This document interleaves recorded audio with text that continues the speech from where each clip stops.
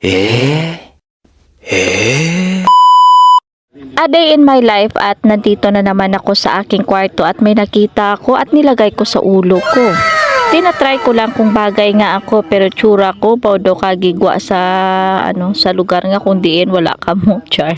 Dahil nakalimutan ko na vlogger pala ako kaya hindi ko na vlog yung pagkain namin kanina ng ulam namin ay sardinas. Ganito kasi ako kaya nga sabi nga ng iba, saucy ako kasi pag sardinas ang ulam ko, hindi ko na binablog. Chucherang frog. Kaya ito na lang ang ginawa ko, nag-video-video ako kasi may nakita ako na burluloy para sa ulo ko. So ginbutan ko na lang na diri ka magsaot-saot ay matsyag ko sakon kaugalingon do na sa pian sang hindi mayong espiritu. So why na ko imuon sa bilog ko nga kabuhi so nagwa na lang ako kag i-flex na lang niya nga akon nga bahay kubo. Amo na bala nga hambas ng iba amo ka lang na pero wala sila kabalo kung ano nagakalanabo sa kabuhi mo kag kung ano ang progress kag kung ano ang imong achievements.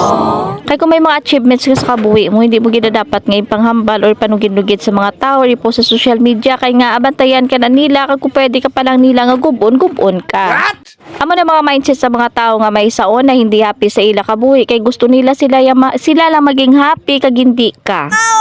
So wala na gid ako yaobrahon so amo na lang na namang ko o di bala kamo pa ya kabalo man namang ba na namang ko dira kagara may nakita ko nga damang so I am very happy kay hindi bala daw first time ko makita damang. So ipakita ko sa inyo kung ano siya kadako ang klase damang. Bisan gamay lang ni siya guys pero happy kuya kay nga nakakita ko damang. Way back sang bata pa ko nagapanamangid man kami nagalakat kami na kung gabi bitbit kami mitsa pa na sang una tapos ala kutob ka kamaisan sa iba latas na mo na. Pero hindi lang damang ang ginakuha namon pati mais nila ya kung ano tanom nila sa uma nila pagkaaga dula tanan. So ayan naman ang inyong Mami Jen talasan nyo lang ang inyong mga pananawan kay may makita ka mo gid nga hindi amo sa akon atubangan char. Why ko kakita kay nagagwa ako basta direla ko sa balay na bayo lang gid suksok ko wala ko ilabot kung ano daw makita nyo So gusto ko siya tani nga i-edit na lang para nga hindi dala ninyo bala makita kaso lang kay kung ibuinan ko pa mabuhi nagidya nga ako niya video hindi nakalabot sa 3 minutes.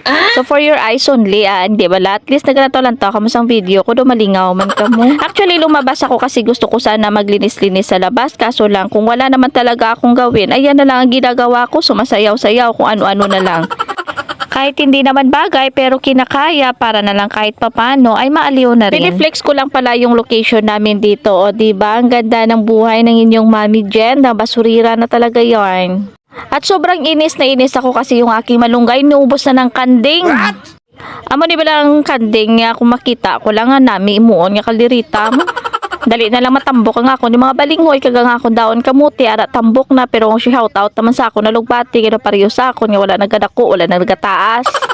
Diri sa palibot ko madamo gid ko isang tanom mga laswa mga prutas tanan-tanan na lang kag makita mo gid na dire kag hindi kag dire ya matakaan kay nga ang akong tsura hindi ka talaka in fairness.